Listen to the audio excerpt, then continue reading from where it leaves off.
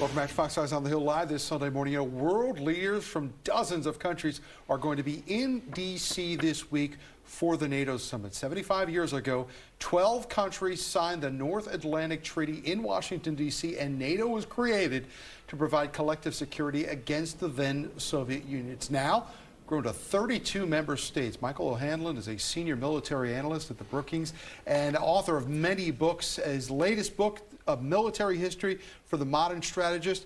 I read it. It's a really good book. You feel smart after you're done with it. Michael O'Hanlon joins us live this morning.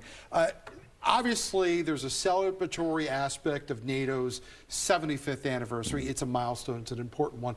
But there's real work to be done on this alliance right now. Lay out just the broad framework of the challenges NATO faces right now. Hey, Tom, great to be with you. Well, I think you're right that the word celebration does get used. They got to be careful not to overuse it. Yeah. I don't think most people are in a celebratory mood about world affairs these days. And obviously, the Ukraine war is ongoing with no particular end in sight. So, yeah, on the one hand, it's been an amazing alliance and still is.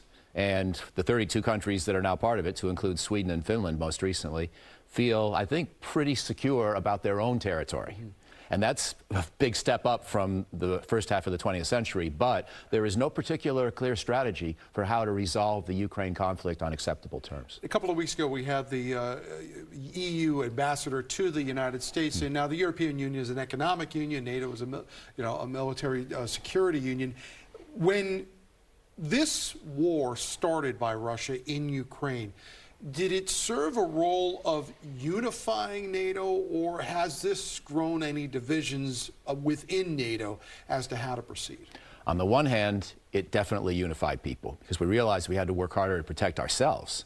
Because if Russia had been successful in taking most or all of Ukraine, now it's on the doorstep of Estonia, Latvia, where there are a lot of Russian speakers, and who knows what Putin does next. On the other hand, you know, with Trump hovering over the whole conversation and uncertainty about our elections, it's pretty hard to say that we are unified when President Trump has been a big critic of NATO for a long time and even said he might not protect various members if he were president and they didn't do their fair share on military prep. Let's talk about that for a minute, because one of the hallmarks of the Trump presidency was going to the UN and saying the United States does not pay in proportion to what other countries pay, and that UN needed to pay more for the bills that were accrued.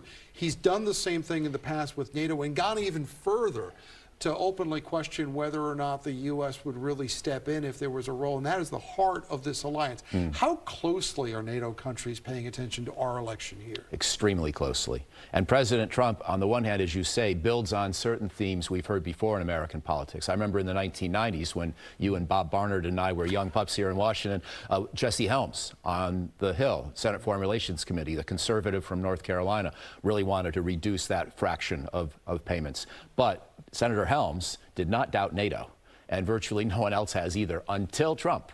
So he is a huge potential change. Now, in his first term, his bark was worse than his bite on this issue, like many others. And so the question would be, in a second term, is he still like that, or does he actually make good on his threat to perhaps not protect certain members? We have also had the Ukrainian ambassador to the United States here at this desk where you're sitting right now, and she has raised the issue of whether NATO membership might be in the offing for Ukraine.